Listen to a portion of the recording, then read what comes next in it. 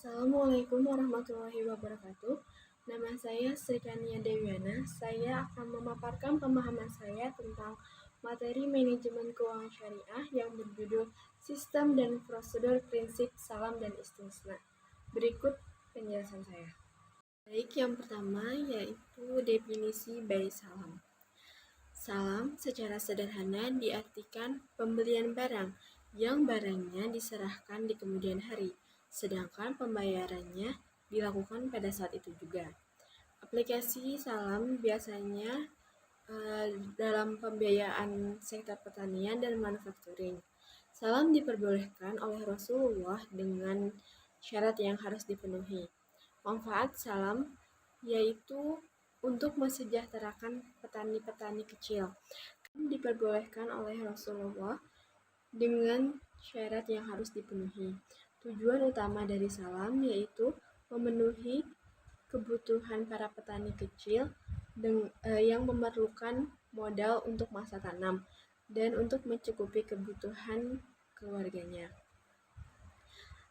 Jadi kan riba itu sudah dilarang. Jadi dengan adanya larangan riba ini, maka diperbolehkan petani menjual masa panennya itu terlebih dahulu. Selain itu, salam pun bermanfaat bagi penjual karena mereka menerima pembayaran terlebih dahulu sebagai modal, dan bermanfaat juga untuk pembeli karena harga lebih murah dibandingkan harga barang yang telah jadi.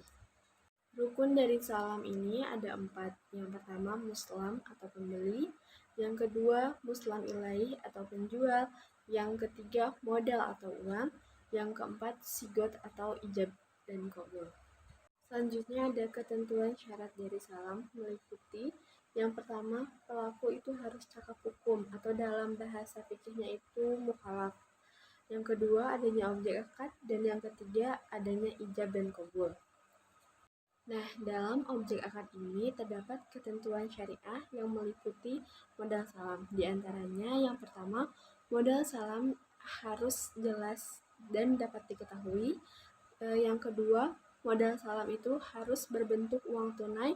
Dan yang ketiga, modal salam harus diserahkan saat itu juga. Jadi tidak boleh ada hutang karena untuk menghindari praktik riba. Dalam objek akad salam, selain ada ketentuan syariah mengenai modal salam, ada pun ketentuan syariah mengenai barang salam. Yang pertama, barang dalam akad salam harus memiliki spesifikasi seperti ukuran, jenis itu harus jelas agar tidak mengandung gharar. Yang kedua, barang harus memiliki kualifikasi, bisa ditimbang, bisa diukur. Yang ketiga, waktu penyerahan barang itu harus tepat waktu. Dan yang keempat, apabila pengembalian barang tidak tepat waktu, maka pembeli dapat memilih atau dapat menjalankan khiyar, misalnya dapat menunggu barang tersebut atau memilih membatalkan pembelian tersebut. Landasan hukum jual beli salam terdapat dalam Al-Quran surat Al-Baqarah ayat 282. Dalam ayat ini menjelaskan bahwa jika kita bermuamalah secara tidak tunai, maka hendaklah ada catatan, maksudnya ada saksi. Dan dalam ayat ini Allah Subhanahu wa taala telah menunjukkan bagaimana caranya kita harus bermuamalah. Dan dalam hadis Ibnu Abbas meriwayatkan ketika Rasulullah hendak pergi ke Madinah, lalu penduduknya itu sedang melakukan kegiatan jual beli salam mengenai buah-buahan yang diserahkan di kemudian hari. Lalu Rasulullah pun bersabda, barang siapa yang melakukan salap atau salam, maka hendaklah ia melakukan takaran yang jelas dan timbangan yang jelas pula untuk menjaga pada waktu yang telah ditentukan. Baik, selanjutnya adalah pembahasan mengenai istisna. Definisi istisna merupakan akad jual beli dalam bentuk pemesanan pembuatan barang dengan ketentuan atau spesifikasi tertentu yang telah disepakati oleh penjual dan pembeli. Penjual itu bisa juga pembuat karya. Rukun dari istisna itu ada 4. Yang pertama, pemesan atau pembeli. Yang kedua, penjual. Baik, selanjutnya adalah pembahasan mengenai istisna. Definisi istisna merupakan akad jual beli dalam bentuk pemesanan pembuatan barang dengan ketentuan atau spesifikasi tertentu yang telah disepakati oleh penjual dan pembeli. Penjual itu bisa juga pembuat karya. Rukun dari istisna itu ada 4. Yang pertama, pemesan atau pembeli. Yang kedua, penjual atau pembuat karya. Yang ketiga, barang hasil produksi. Dan yang keempat adalah ijab qabul. Syarat dari istisna ini ada 3. Yang pertama, pelaku itu harus cakap hukum atau dalam istilah fikih disebut mukhalaf. Yang kedua, adanya objek akad. Dan yang ketiga, ijab qabul. Landasan hukum dari akad istisna bisa kalian lihat sendiri di layar. Dan di OJK ada pengaturan PSAK nomor 104 mengenai akuntansi istisna. Nah, dalam objek akad ini terdapat ketentuan syariah mengenai pembayaran istisna. Yang pertama, alat pembayaran harus diketahui jumlah dan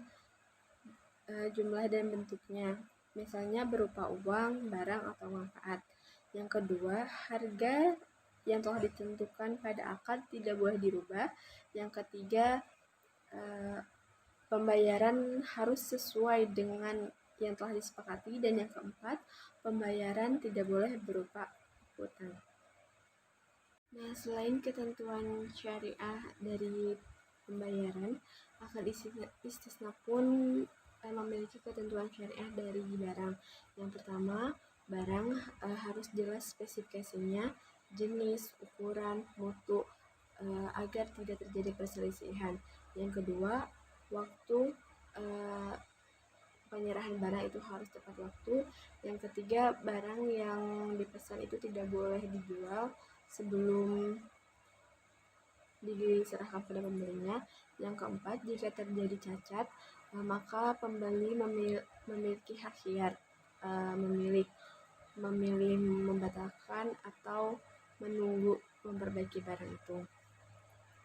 Jadi akad istisna ini objeknya adalah hasil pembuatan atau hasil karya, dan bahan dasar dalam pembuatan barang tersebut mutlak milik si pembuatnya. Jika barangnya dari bahan dasarnya dari pembeli, itu menjadi akad istisna. Jadi misalnya gini ya, misalnya si A adalah penjual furnitur dan si B yang akan memasangnya. Nah, jadi bahan dasar itu mutlak mutlak dari si A. Si B itu hanya berlaku sebagai pemesan furnitur tersebut. Nah, jadi persamaan dari akad salam dan istisna ini dari segi hukumnya sama-sama halal dan diperbolehkan. Lalu dari segi akadnya juga mengikat, jadi tidak boleh dibatalkan oleh satu pihak. Lalu perbedaannya ada pada penyerahan uangnya. Jika akad salam, penyerahan uangnya itu harus secara tunai dan harus hari itu juga. Berbeda dengan akad istisna. Akad istisna itu bisa tunai, bisa dicicil, dan sebagainya. Kan kalau akad salam itu tidak bisa dihutangkan atau tidak bisa dicicil. Baik, itu saja yang bisa saya sampaikan. Mohon maaf sekali banyak kekurangannya. Semoga bermanfaat bagi teman-teman semua. Wassalamualaikum warahmatullahi wabarakatuh.